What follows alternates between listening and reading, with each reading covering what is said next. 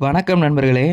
துரோகம் துரோகம் துரோகம் துரோகம் துரோகம் துரோகம் துரோகம் துரோகம் கடவுள் தூங்கும் நேரம் பார்த்து சாத்தான் நாடும் மாட்டம். துரோகம் துரோகம் துரோகம் துரோகம். சும்மாலாம் பாட்டு எழுதலைங்க, நல்லா யோசிச்சு தான் எழுதுவாங்க போல் இந்த மாதிரி பாட்டெல்லாம். எதனால் இந்த பாட்டை பாடினேன்னா, நமக்குள்ளே இருக்க சில கருப்பு ஆடுகள்.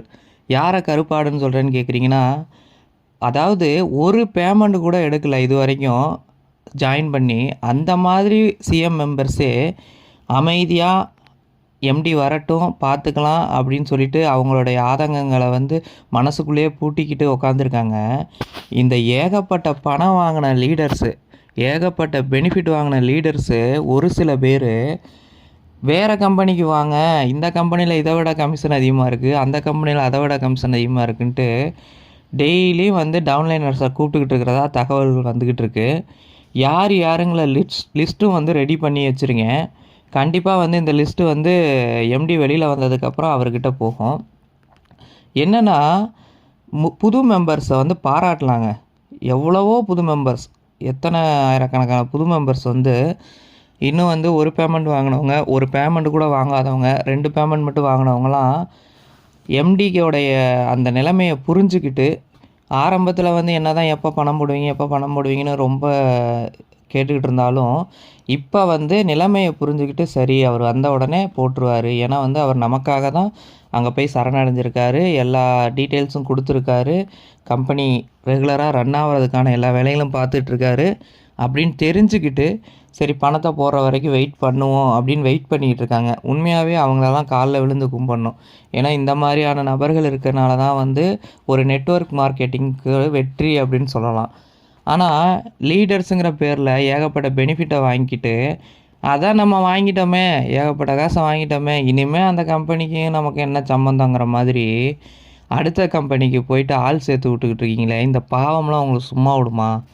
அதாவது நான் என்ன கேட்குறேன், நீங்கள் சேர்க்குற கம்பெனி இப்போ மைவி3 பெஸ்ட்டு நிறுவனம் அப்படின்னு தெரிஞ்சு போச்சு. எதனாலன்னு கேட்டிங்கன்னா, என்றைக்கு அவர் சரணடைஞ்சாரோ, மக்களுக்காக நான் சரணடைகிறேன், என் கம்பெனியில் என்ன பிரச்சனை இருக்குதுன்னு சொல்லுங்கள், நான் அதை நீக்கிக்கிறேன், கம்பெனியை நான் நடத்தணும்னு சரணடைஞ்சாரோ அன்னைக்கே அவர் இது பெஸ்ட்டு கம்பெனின்னு நிரூபிச்சிட்டாரு. 2026 27 உலகின் நம்பர் 1 கம்பெனியாக வரணும்னு சொல்கிறதெல்லாம் வேறு விஷயம். இப்போவே நம்பர் 1 கம்பெனி அப்படிங்கிறத அவர் நிரூபிச்சிட்டாரு. நெட்வொர்க் மார்க்கெட்டிங்கில் இந்த கம்பெனியை உடைக்கிறதுக்கு பல பேர் பாடாப்பட்டுக்கிட்டு இருக்காங்க அப்படிங்கிறது எல்லாருக்கும் பச்சையாக தெரியும். சரிங்களா? அந்த அளவுக்கு எம்டியோட செயல் திட்டம் இருக்குது. இன்னும் நிறைய திட்டங்களை எம்டி கொண்டு வர போகிறாரு. அதில் குறிப்பிட்டு சொல்லணும்னா ரெயின்போ திட்டம்னு ஒன்று. இதெல்லாம் வெளிவந்த பிறகு இன்றைக்கி பணம் வாங்காமல் இருக்க நியூ மெம்பர்ஸ் கண்டிப்பாக மிகப்பெரிய அளவில் சந்தோஷப்படுவாங்க. பரவாயில்ல, நம்ம காத்திருந்ததுக்கு இந்த கம்பெனி மூலயமா இப்போ நம்ம பலன் அடைஞ்சிக்கிட்டு இருக்கோம் அப்படின்னு சொல்லி கண்டிப்பாக சந்தோஷப்பட போகிறாங்க. சரிங்களா? அவங்கள உண்மையே சொல்லப்போனால் நியூ மெம்பர்ஸ்லாம் காலில் விழுந்து கும்பிடலாம். அந்த அளவுக்கு கம்பெனி மேலே இவ்வளோ ஒரு மரியாதை வச்சு இவ்வளோ நாள் வெயிட் பண்ணிக்கிட்டு இருக்காங்க. ஆனால் லீடர்ஸுன்னு சொல்லிட்டு ஒரு சில பேர், எல்லாரையும் சொல்லலை, ஒரு சில பேர் அதான் நமக்கு வர வேண்டிய காசு வந்துருச்சு, ஏன் நம்ம இனிமேல் சும்மா இருக்கணும், அடுத்த கம்பெனிக்கு போகலான்னு போகிறது உண்மையிலே மிகப்பெரிய துரோகம். இப்போ நீங்கள் ஒரு பையன், அம்மா உங்கள் மேலே உயிரே வச்சுருக்குறாங்க, டெய்லி சுட சுட சாப்பாடு போட்டு உங்களுக்கு பிடிச்சதா செஞ்சு வச்ச அம்மா, இன்றைக்கி வீட்டுக்கு வரீங்க, அம்மா என்னம்மா சாப்பாடுங்கிறீங்க, ஒரு நிமிஷம் வெயிட் பண்ணுறா, சாப்பாடு அடி பிடிச்சி போச்சுடா, வேறு குக்கரில் வச்சுருக்கேன்டா அப்படின்னு சொல்லிட்டு ஒரு 10 நிமிஷம் வெயிட் பண்ண சொல்கிறாங்க. வெயிட் பண்ணி சாப்பிட்டுட்டு போகிறவன் தான் மனுஷன், பையன். ஐயய்யா நீ என்ன 10 நிமிஷம் ஆகுங்கிற, நான் போய் பக்கத்து வீட்டில் சாப்பிட்றேன்னு பக்கத்து வீட்டுக்குள்ளே நுழைஞ்சு சாப்பிட்றேன் மனுஷன் கிடையாது. சரியா? அதை நல்லா புரிஞ்சுக்கோங்க. அதாவது இந்த கம்பெனியில் எம்டி மைவி3 ஆட்ஸ் குடும்ப உறவுகளுக்கு வணக்கம்னு சொல்லுவார். அது எப்போ இருந்து சொல்ல ஆரம்பித்தார் தெரியுமா? கோயம்புத்தூரில் ஒரு போராட்டம் மாதிரி நடத்தினோம் பார்த்தீங்களா? அதாவது ரோட்டு சைடில் நின்றுக்கிட்டு அப்போ எனக்காக இவ்வளோ பேர் வந்தீங்க அப்படிங்கிறதுனால அன்னையிலேருந்து மைவி3 நண்பர்கள்னு சொல்லிகிட்டு இருந்தவர் மைவி3 குடும்ப உறவுகளுக்கு வணக்கம் அப்படின்னு சொல்ல ஆரம்பித்தார். அந்த மனுஷனுக்கு இருக்கிற ஒரு ஓனர் எப்படி வேணாலும் இருந்துட்டு போயிடலாங்க. ஆனால் அவர் மக்களுடைய அந்த எழுச்சியை பார்த்து மனசுக்குள்ளேருந்து சொன்னார் அந்த வார்த்தையை. அந்த மனுஷனுக்கு இருக்கிற ஒரு இது நமக்கு இல்லை பாருங்கள். சரிங்களா? இதெல்லாம் வந்து யோசிச்சு பாருங்கள்.